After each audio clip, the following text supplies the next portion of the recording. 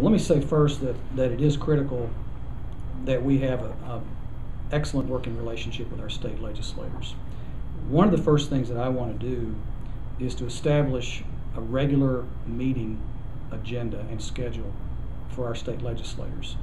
We have a lot of contact with the legislators who live in Daviess County: Tommy Thompson, David Boswell, Jim Glenn.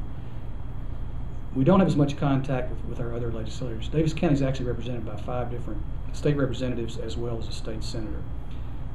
I want us to establish a schedule so that we can sit down and meet with those individuals on a regular basis and talk about issues that are important to Daviess County.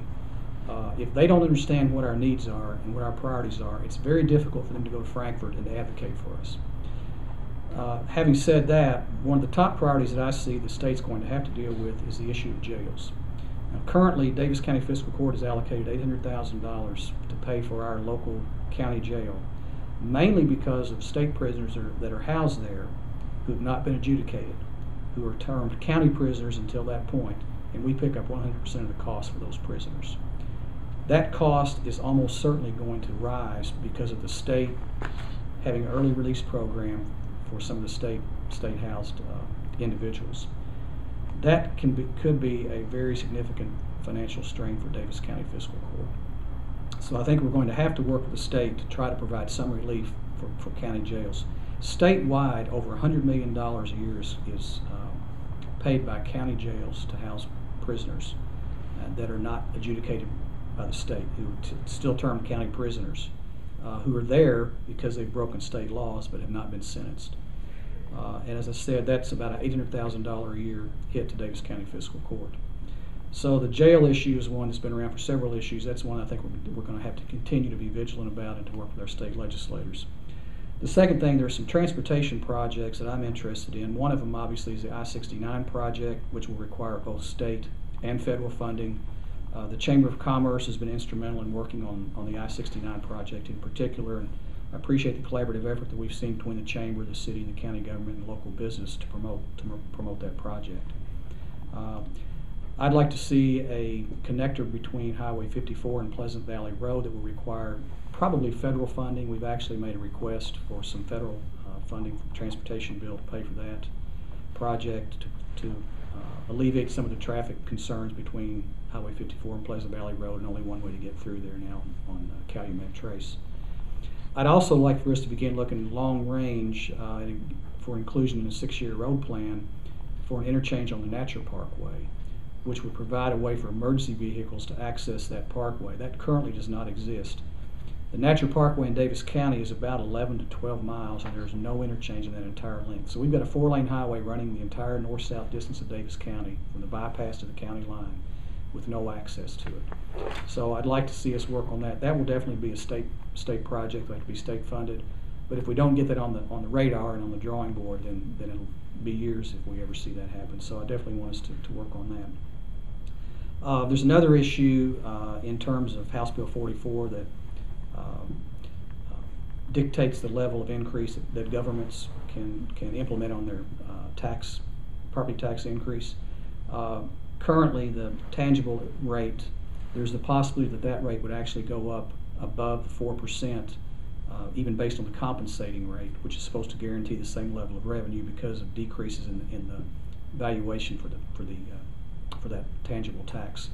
So that's an issue that I think the state legislature needs to look at. We certainly don't want our citizens to be overtaxed just because there's a flaw in that bill. So I think that's an issue that we'll take a look at and ask our state legislators to take a look at and help them understand that.